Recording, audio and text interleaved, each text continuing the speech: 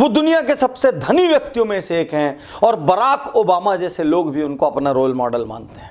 11 साल की उम्र में इन्होंने पहला शेयर खरीदा, मामूली सा फायदा होते ही इन्होंने शेयर बेच दिया, लेकिन थोड़े दिन बाद वो शेयर 500% बढ़ गया। बचपन में इन्होंने एक लेसन सीखा, यदि स्टॉक मार्केट में रहना है तो मार्केट की उथल पुथल से प्रभावित होने की जगह आपके भीतर पेशेंस होना चाहिए। जी हाँ साथियों, मैं बात कर रहा हूं वॉरेन बुफे की। वो वॉरेन बुफे जिन्होंने 1962 में महज $1000 में बर्कशायर हाथवे नाम की कंपनी खरीदी और अभी 2018 में लगभग $3,27,000 में प्रति शेयर बिक रहा था और वो स्टॉक एक्सचेंज का सबसे महंगा शेयर था क्योंकि वो आज तक स्प्लिट नहीं हुआ था। तो आइए जानते हैं इनके जीवन के बारे में कुछ और। 13 साल की उम्र में इस व्यक्ति ने अपना इनकम टैक्स भर दिया और यहां तक नहीं, इनको बचपन से यह मालूम था, ये बचपन से दृढ़ संकल्पित थे, मैं धनी आदमी बनूंगा। मजे की बात यह है, इन्होंने घोषणा की थी अपने दोस्तों के बीच, यदि मैं 30 साल तक अरबपति नहीं बना तो मैं यहां इस सबसे ऊंची बिल्डिंग से कूद के आत्महत्या कर लूंगा। इन्होंने सुबह सुबह अखबार डिलीवर किए। कौन सा अखबार? Washington post. और उस समय ये महीने के $175 कमाते थे, अपने टीचरों से ज्यादा। और 16 साल का होते होते इन्होंने लगभग $50,000 की व्यक्तिगत संपत्ति जमा कर ली। आज से 50 साल पहले इस व्यक्ति ने जीवन में आज तक सिर्फ एक बार ईमेल भेजी है और वो भी माइक्रोसॉफ्ट को भेजी है। यदि आपको वॉरेन बुफे की स्ट्रीट में फ्लैट लेना है तो महज $3 मिलियन के भीतर आपको वॉरेन बुफे की स्ट्रीट में फ्लैट मिल जाएगा। इतनी सिंपल जगह पे आज भी रहते हैं साथियों। जहां एक और दुनिया के अधिकांश अमीर अपनी संपत्ति का दिखावा करने में, उड़ाने में यकीन रखते हैं, वहीं ये दुनिया का सबसे हम्बल अमीर है जो अपनी संपत्ति को दान करने में और लोगों का जीवन बदलने में खर्च करने में यकीन करते हैं। 22 करोड़ रुपए में लोग ऑक्शन में वॉरेन बुफे के उस चैरिटी डिनर को खरीदते हैं जिससे आने वाली पूरी आय ग्लाइड नाम के एक एंटी पॉवर्टी ऑर्गेनाइजेशन को जाती है। साथियों, वॉरेन बुफे एक ऐसे व्यक्ति है जिन्होंने ये कहा है कि मरने के बाद मेरी संपत्ति मेरे परिवार को नहीं मिलेगी, मेरी पूरी संपत्ति दान होगी। यहां तक कि उन्होंने अपनी संपत्ति का बहुत बड़ा हिस्सा bill and Melinda Gates foundation को दे दिया है, जिसके संस्थापक बिल गेट्स माइक्रोसॉफ्ट के मालिक हैं। ऐसे महान इंसान वॉरेन बुफे व्यापार में क्या सिखाते हैं, आइए एक एक करके समझते हैं। सो वॉरेन बुफे का lesson 1, be fearful when others are greedy, be greedy when others are fearful. उसका अर्थ ये कि जब दूसरे बहुत लालच दिखा रहे हो बाजार में, स्टॉक मार्केट में, उस वक्त आप डरिए, उस वक्त आप ज्यादा निवेश मत करिए, चुपचाप बैठ जाइए। और जब बाकी लोग बहुत डरे हों, जब शेयर मार्केट खाली पड़ा हो, व्हेन एवरीबॉडी इज फियरफुल, उस वक्त आप इन्वेस्ट करिए।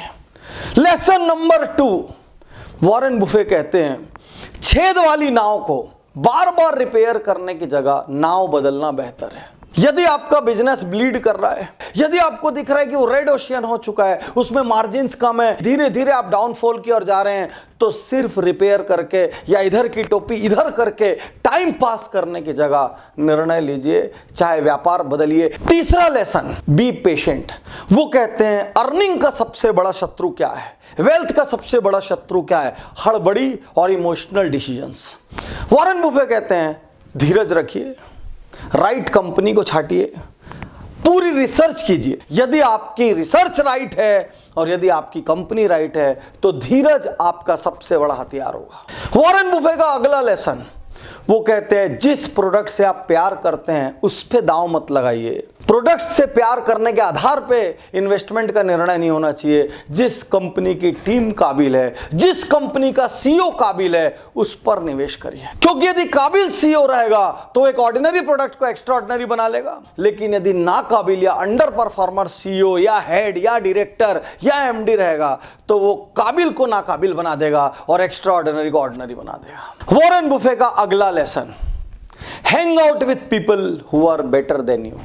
आप उनके साथ रहिए जो आपसे बेटर है, आपसे हल्के लोग आपको कुछ नहीं दे सकते।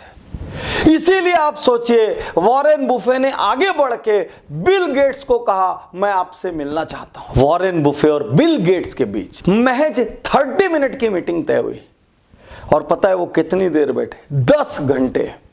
बिल गेट्स ने कहा मैंने इनसे इंटरेस्टिंग आदमी नहीं देखा, और वॉरेन बुफे ने कहा मैंने इनसे इंटरेस्टिंग आदमी नहीं देखा, क्योंकि जब आप अपने से बेहतर लोगों के साथ होते हैं समय का पता ही नहीं चलता। तो वॉरेन बुफे कहते हैं अपने से हल्के लोगों के बीच उनका बॉस बनने की जगह अपने से बेहतर लोगों के बीच उनकी चिल्हर भी बन जाइए तो भी कोई दिक्कत नहीं है। वॉरेन बुफे का अगला लेसन, जब भी इन्वेस्ट करना हो, जब भी अच्छे मौके हों, sooner is always better than delay. जितना जल्दी करें उतना अच्छा है, डीले सफलता का शत्रु है। तो साथियों, यदि आप कोई निर्णय डीले कर रहे हो, यदि आप कोई महत्वपूर्ण चीज किसी भी कारण से टाल रहे हो, तो आपसे मैं कहना चाहता हूं द सूनर द बेटर। और साथियों, अंत में वॉरेन बुफे का सबसे बड़ा लेसन, यह लेसन जो हर बिजनेस ओनर को अपने ऑर्गेनाइजेशन में और खुद पे लागू करना चाहिए, वो है नॉलेज इन्वेस्टमेंट। वॉरेन बुफे हर दिन 500 पेज पढ़ते हैं। उनका कहना है मैं केवल ऑफिस जाता हूं, उसके बाद 500 पेज पर डे पढ़ने का प्रयास करता हूं, ताकि दुनिया के कोने कोने में कहां क्या अच्छा बुरा हो रहा है, कौन कैसे निर्णय ले रहा है, ये सब कुछ मुझे पता चल सके। सेकेंडली, उन्होंने कहा मैं जानता था जिस दिन मैं सफल होऊंगा उस दिन मुझे अलग अलग ऑर्गेनाइजेशन में बोलने के लिए बुलाएंगे, अलग अलग कंपनीज को मुझे एड्रेस करना पड़ेगा, समाज बुलाएगा, सरकार बुलाएगी। उन्होंने पहले से अपने पब्लिक स्पीकिंग स्किल पे इन्वेस्ट किया, क्योंकि उनको स्टेज फियर था। मैं आज आपसे कहना चाहता हूं, यदि आपको बड़ा होना है तो आपके पास नॉलेज इन्वेस्टमेंट होना चाहिए। अपने लिए ट्रेनिंग प्रोग्राम्स में इन्वेस्ट करिए, पब्लिक स्पीकिंग में इन्वेस्ट करिए, क्योंकि कल जब आप बड़े होंगे और आप नहीं बोल पाएंगे, आपको बहुत शर्म आएगी, बहुत हीन भावना होगी। इसीलिए हम पब्लिक स्पीकिंग मास्टरी नाम का एक एक्सक्लूसिव प्रोग्राम करते हैं, जिसमें महज 50 लोगों को एडमिशन देते हैं और 2 दिन के भीतर नहीं बोलने वाले आदमी को, कमजोर बोलने वाले आदमी को, डरने वाले आदमी को धुआंधार धाकड़ पब्लिक स्पीकर बना के साइंटिफिक विधि से निकालते हैं। पहली फुर्सत निकालिए, अपने आप पे निवेश करिए, यदि वॉरेन बुफे की राह पे चलना चाहते हैं तो, अन्यथा ये आपका जीवन है और ये आपकी जिम्मेदारी है। और वॉरेन बुफे 2 क्रांतिकारी शब्द देते हैं। पहला शब्द लॉन्ग टर्म अप्रोच, जो भी काम करें लॉन्ग टर्म के हिसाब से करें, जो भी काम करें विजन के हिसाब से करें। एक व्यक्ति को हायर करें विजन के हिसाब से करें, एक फैक्ट्री में पैसा लगाएं विजन के हिसाब से लगाएं। और दूसरा क्रांतिकारी शब्द उनका है कंपाउंडिंग इंटरेस्ट। वो कहते हैं जैसे ही लॉन्ग टर्म अप्रोच आएगी, कंपाउंडिंग का मिरेकल आ जाएगा, क्योंकि कोई भी चीज एक बार करने में परिणाम नहीं देती, उसी चीज को लगातार बार बार किया जाए। यदि हर महीने आप 5,000 रुपए भी इन्वेस्ट करते हैं तो 50 साल की पीरियड में आप करोड़पति अरबपति हो जाते हैं। हम लोग अक्सर 50 साल के आसपास पहुंचते पहुंचते ये मान लेते हैं रिटायरमेंट का टाइम आ गया, अब अगली जनरेशन संभालेगी। मैं आज आपको बताता हूं, कभी भी अचीवर रिटायर नहीं होता। वॉरेन बुफे की संपत्ति उनके 50वें बर्थडे के दिन लगभग 22,000 करोड़ थी, और आज उनकी संपत्ति 53 लाख करोड़ की है। और साथियों, इस पूरी जर्नी में ऐसा नहीं था कि उनके ऊपर लोगों ने अविश्वास नहीं किया, उनको ताने नहीं मिले, उनको व्यंग नहीं मिले।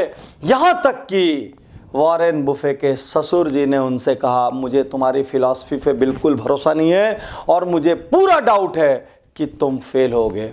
लेकिन वॉरेन बुफे ने सफल होकर पूरी दुनिया को सफलता का नया पाठ पढ़ाया। आज बराक ओबामा जैसे दिग्गज भी वॉरेन बुफे के प्रशंसक हैं। दुनिया के बड़े बड़े हीरोज और हीरोइंस पूरे साल में जितना कमाते हैं उतना वॉरेन बुफे हर दिन कमाते हैं। उसके बावजूद वो विनम्रता की मूर्ति है।